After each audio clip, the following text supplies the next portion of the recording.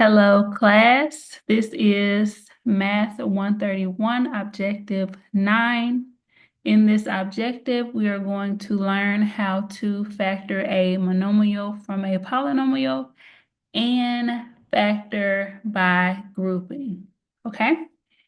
So, first, for part 1, we're going to look at how to factor a monomial from a polynomial.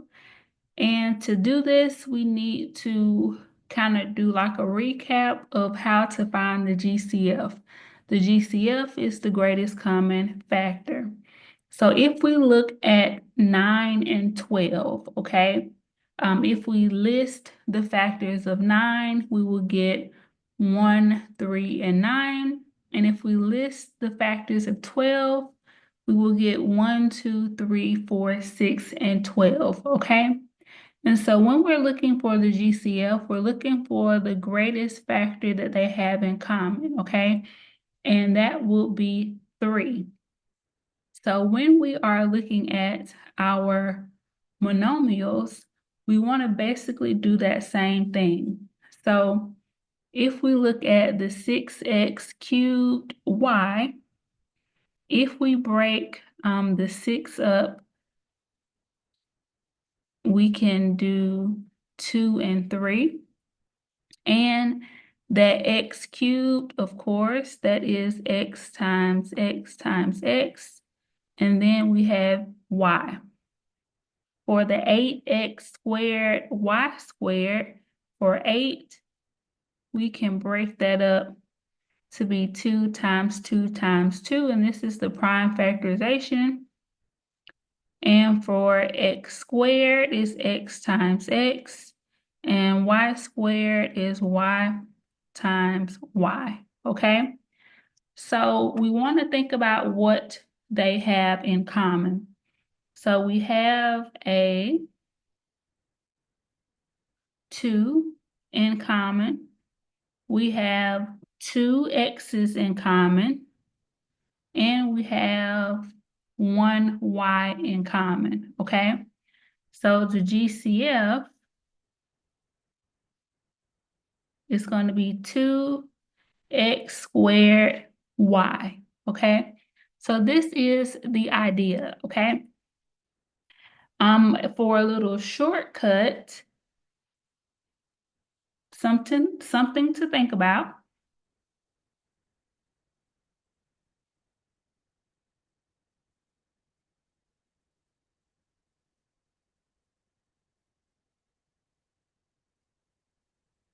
A quick way to kind of figure out what the variable parts will be. The exponent on each variable in the GCF is the same as the smallest exponent on that variable in either of the monomials, okay? So if we look at the x's, we got an x cubed and an x squared. So the smallest one is x squared. And if we look at the y, we have a y and then a y squared. And the smallest one is going to be the y, okay? So this is kind of like a little shortcut in order to determine the variable part of finding the GCF. But for the number portion with the 6 and the 8, if you do the prime factorization, you will be able to figure that out, okay? So let's look at some more examples. And just like, with anything, the more you practice it, the easier it will be. So let's look at example 2. We're going to find the GCF of 12a to the 4th b and 18a squared b squared c. All right. So if we look at the 12 and the 18, okay? And if you are wondering how to do the prime factorization,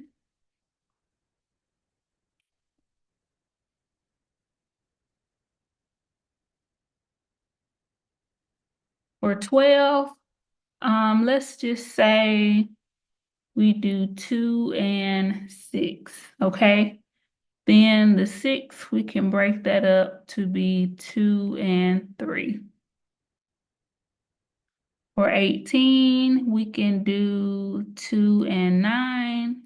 And then the 9, we can break it up to be 3 and 3. So this is how you do those prime factorization.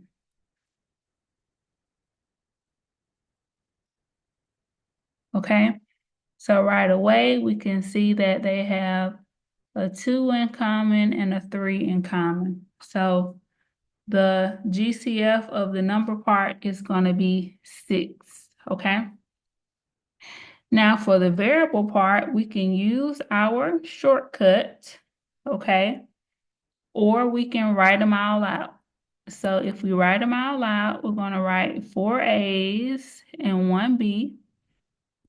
Right here, we're going to have 2 A's, 2 B's, and a C. So if we circle what they have in common, they have 2 A's in common, 1 B in common, and then they both don't have a C, so it's no way for that to be in common, okay? But if we do the little shortcut that we talked about, and we look at the one with the smallest exponent for the A, the smallest exponent is 2, and for the B, the smallest exponent would be the 1 that we don't see. So either way, whether we do the shortcut or whether we do it the long way, it's going to be 6A squared B. That is going to be the answer, okay?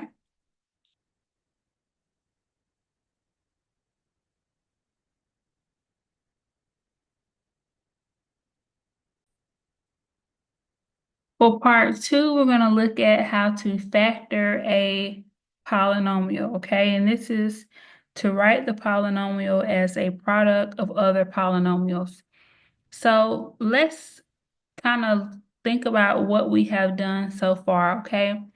So with this little diagram here, in the beginning of the semester, we started out multiplying, okay? We took something that looked like this with the factors listed out. We did the distributive property and everything, and we multiplied it, okay? To get, the polynomial. Now what we're doing is going backwards, okay? We have the polynomial, but now we are going to factor it, okay? And when we factor it, we are getting that original problem back, kind of like what we started with earlier on, okay? So if you are in doubt of your factoring, you can always remultiply it back through and you'll get the original polynomial that you started with, okay? So let's look at our first example. Example 1, we're going to factor 5x cubed minus 35x squared plus 10x, okay? So we want to look at the 5, the 35, and the 10, okay? We want to think about the GCF of those, okay? The more we look at these, the easier they will become, okay? So out of 5, 35, and 10, the GCF is going to be 5, all right? Then we want to look at the x cubed, the x squared, and the x.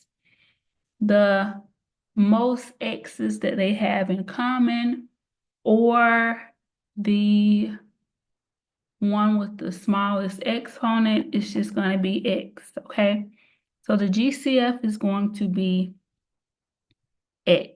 is going to be 5x, okay? So now we have to rewrite this as a product.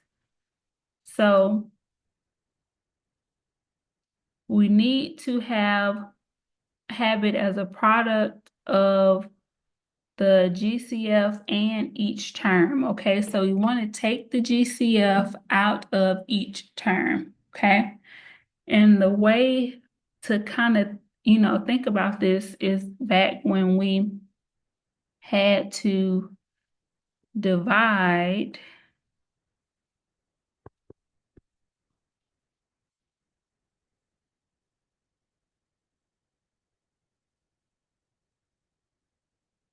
like this, okay? So this is essentially what we're doing to try to figure this out, okay? So we're going to write our 5x out in the front, and we want to divide or, factor out 5x out of every single term, and we're going to write what's left inside of the parentheses, okay? So 5x cubed over 5x is going to leave us with x squared. Negative 35x squared divided by 5x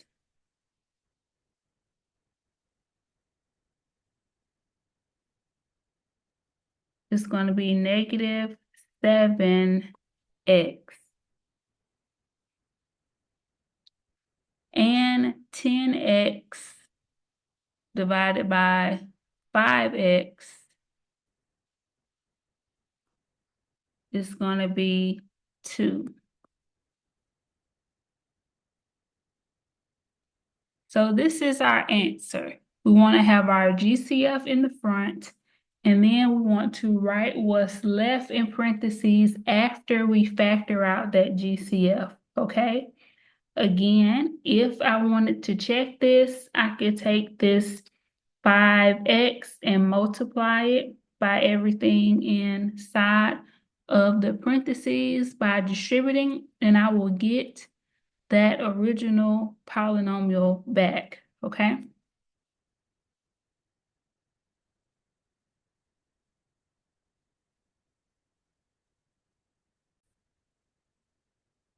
For example 2, we have 21x squared y cubed minus 6x y to the 5th plus 15x to the 4th y squared, okay?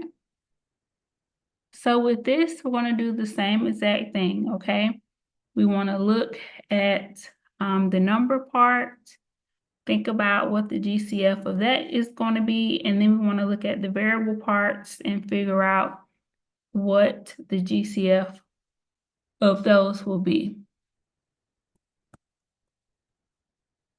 So if we look at 21, 6, and 15, okay, you should be able to tell that they all share like a multiple or like a factor of 3, okay?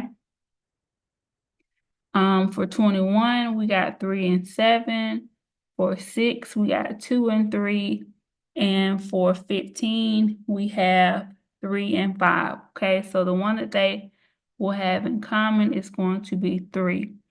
If we look at the x's, okay, we have an exponent of 2, 1, and 4.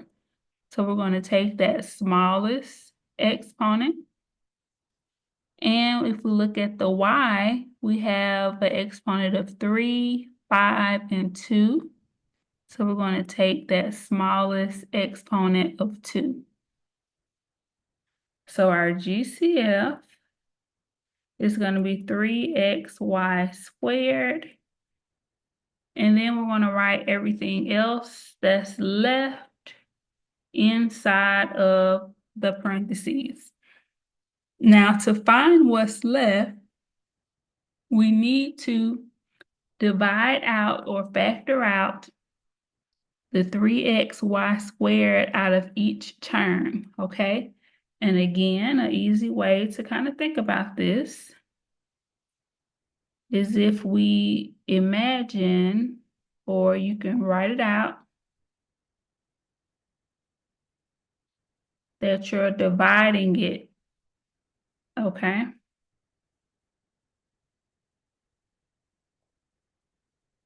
Okay, so if we divide this through, what we will get is 7xy,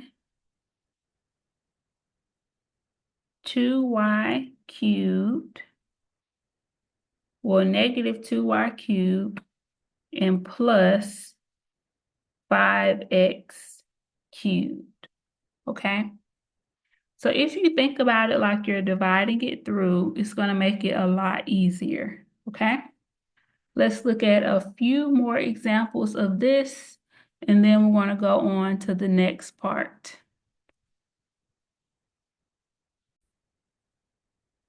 Okay, for example 3, we have 8x squared plus 2xy, okay? The GCF is going to be 2x.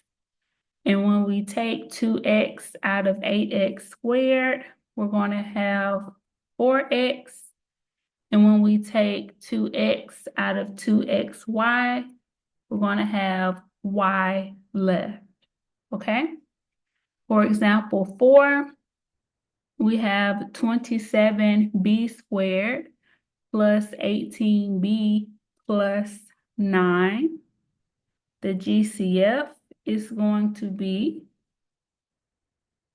9. And when we factor that 9 out of the whole polynomial, we're going to have 3b squared plus 2b plus 1. For example 5, we have 6x to the 4th y squared minus 9x cubed y squared plus 12x squared y to the 4th. The GCF is going to be 4x squared y. And when we factor that out of all 3 terms in the original polynomial, we will get 4 plus 2x squared y minus 3x squared y to the 4th.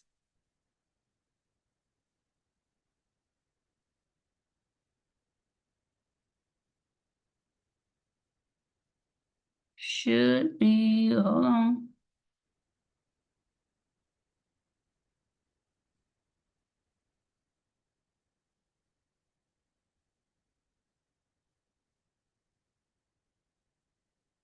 Oh, I see. I wrote the wrong problem for y'all.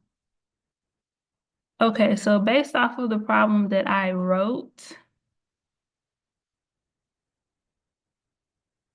let me find the correct problem. I'm looking at a problem and I'm talking about a different problem. Give me a second.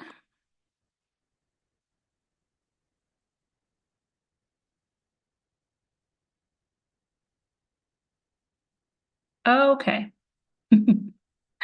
So for example 5, which reads as on the screen, okay? The GCF for the 6, 9, and 12 is going to be 3, okay? I was looking at a completely different problem. Please ignore what I wrote a few seconds ago, okay? The rest of it is going to be x squared, y squared, okay? So when we factor out or divide this out of the 3 terms, we'll have 2x squared minus 3x plus 4y squared, okay? That looks a lot better now. All right, and the last one for example 6, we have 20x to the 4th y cubed minus 30x cubed y to the 4th plus 40x squared y to the 5th. All right, the GCF, or the greatest common factor, is going to be 10x squared y cubed, okay? And when we factor that out or divide that out of each term, we'll have 2x squared minus 3xy plus 4y squared, okay? So definitely practice these. Try to work them again on your own. Rewrite them, try to figure out the GCF and divide everything through and see if you get the same answer that I got, okay? So now let's look at the next part.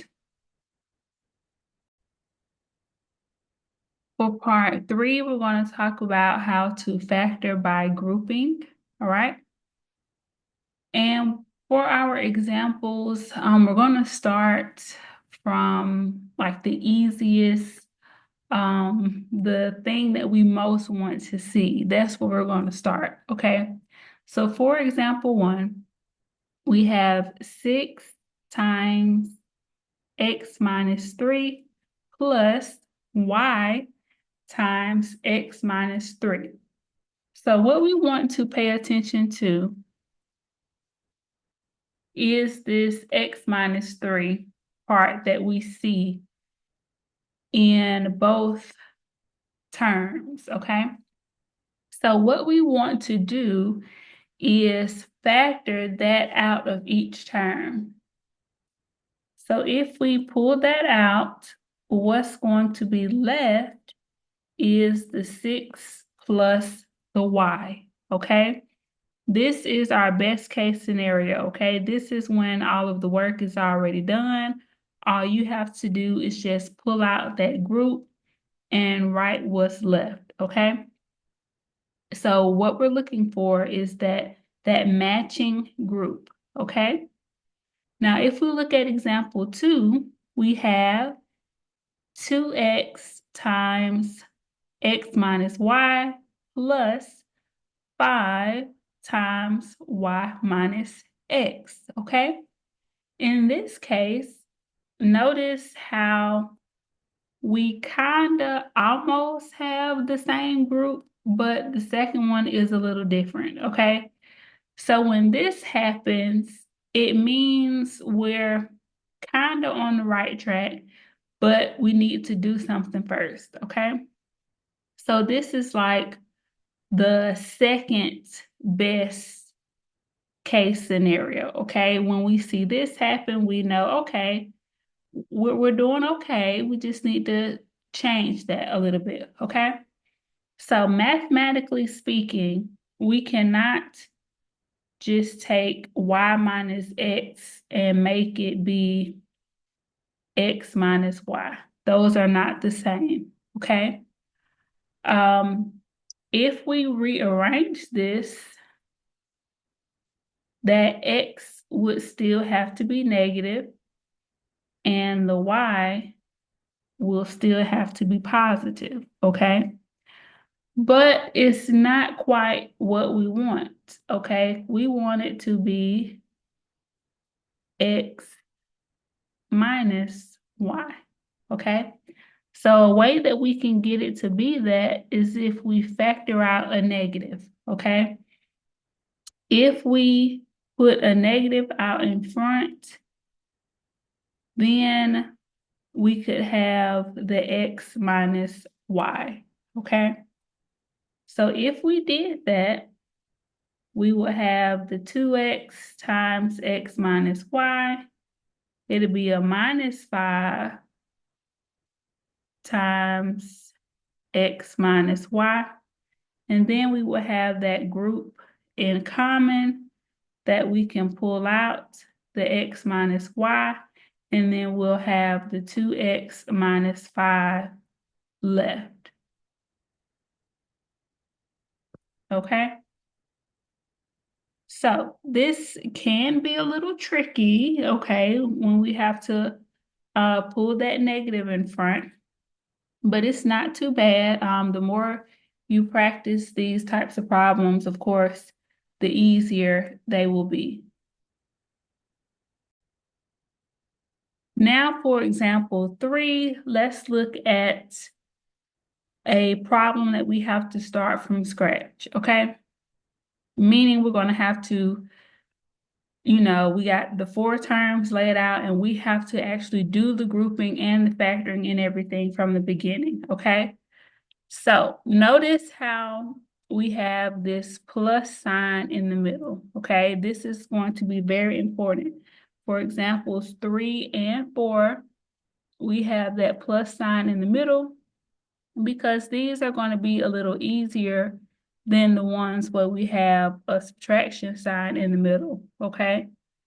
So when we have that plus sign in the middle, the way that we can group them is by simply just rewriting it, but putting the first 2 in a group and the last 2 in a group, okay?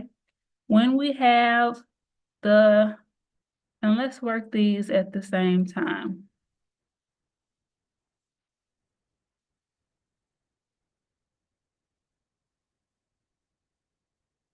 Okay, so when we have that plus sign in the middle, we can put the first 2 in a group and the last 2 in a group, just like that, okay? Now we have to factor out each group. So on example 3, we're looking at the a squared minus 3a. What can we factor out of here? What is that GCF? It's going to be a. And when we factor that out, we're going to have a minus 3, okay? Now we need to do the same thing for the second group. We have 2ab minus 6b. The GCF is going to be plus 2b. Then we have to factor that out, okay? If we take 2b out of 2ab, we're going to have a left. And if we take 2b out of negative 6b, we're going to have negative 3 left, okay? What should happen if you are on the right track, you should see these 2 groups in common, okay? They may be the exact same or the second one may be flipped, okay? When we see this, we should be excited, okay? That means we are so close to the end, okay? So that group that's in common, we need to pull that out, the a minus 3, and then we're going to write what's left, the a plus 2b, okay? For example 4, let's finish this one out. This first group, the 2mn squared minus n, the GCF here is going to be n. And if we take a n out, we'll have 2mn minus 1. If we look at the second group, we got 8mn minus 4. The GCF that we could take out is a 4. And if we factor that out, we'll have 2mn minus 1, okay? Again, when we see that common group, we know we did something right, okay? So we're going to factor out that 2mn minus 1, and then what's going to be left is going to be n plus 4. N plus 4, all right? Let's look at some examples when we have the subtraction sign in the middle. All right, for example 5, we have 2y times 5x minus 2 minus 3 times 2 minus 5x, okay? For this one, we already have some grouping done. What we want to pay attention to is what the groups are, how they look. Is it ready to be pulled out, or do we need to make some changes, okay? So this first group is 5x minus 2. The second one is 2 minus 5x. So it's split, okay? And in a previous example, we said that we can flip it back. We just got to factor out a negative, okay? So this negative sign right here is going to become a plus sign, okay? So we're going to have 2y times 5x minus 2 plus 3 times 5x minus 2, okay? When we make that change and fix it per se, now we can pull out the 5x minus 2 and write what's left, which is 2y plus 3, okay? For example 6, we have 3xy minus 9y minus 12 plus 4x, okay? With this one, we have a subtraction sign in the middle, okay? So what this means is that when we do our grouping for the last two, we're going to have to pull a negative sign out, okay? So for the first two, we could just, put parentheses around those as usual. But for the last two, we're going to have to factor that negative out, okay? So we will put a negative sign in the middle, but when we think about the negative 12 plus 4x, what we're going to write in here is positive 12 minus 4x, okay? So it's like we factored a negative out, okay? Now that we have them grouped correctly, we can look at the first group and factor out a 3y, and that is going to leave a x minus 3. Out of the second group, we're going to bring that negative sign down. We can factor out a 4. And what's going to be left is a 3 minus x, okay?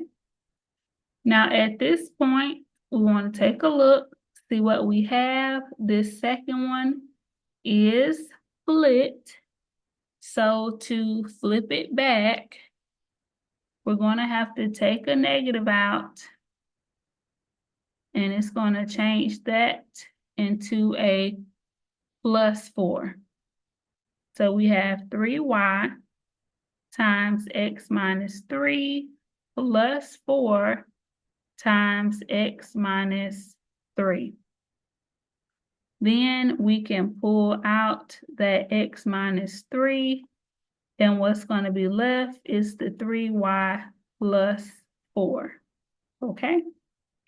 Hope it's making sense, okay? When we have that negative sign in the middle and we have that second one that we have to flip, we want to make sure that we do that negative sign correctly, okay? For example, 7, we have 6x squared minus 9x minus 4xy plus 6y. To do our grouping,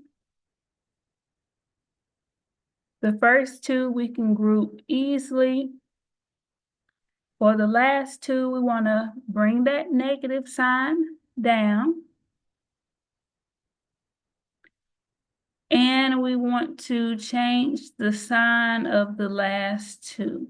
So that negative 4xy is going to be a positive 4xy, and that positive 6y is going to be a negative 6y. Okay? Now we can factor.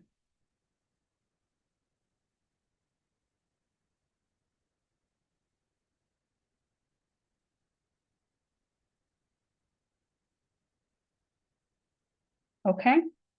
After we factor correctly, we will have that group in common. When we pull out that common group, what will be left will be 3x minus 2y.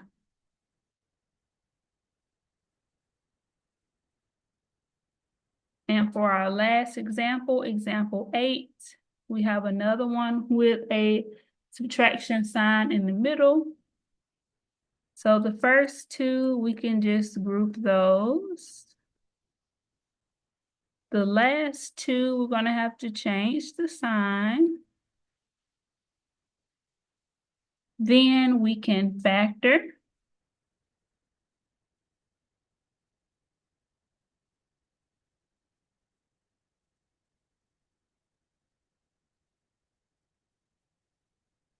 Then we want to look for that common group.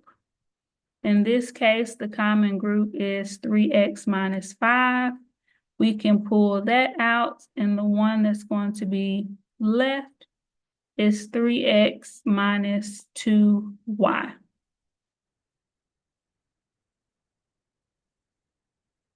So I hope objective 9 is making a little bit more sense now. Again, objective 9 for Math 131, we talked about how to factor a monomial from a polynomial and how to factor by grouping. Okay, of course, to do all of that, we started with a refresher on finding the GCF for regular numbers, and then we talked about how to do that for monomials so that we can get into, how to factor the polynomials and then the factoring by grouping, okay? So with this, you should be able to successfully complete your Objective 9 homework. And again, that was Math 131, Objective 9.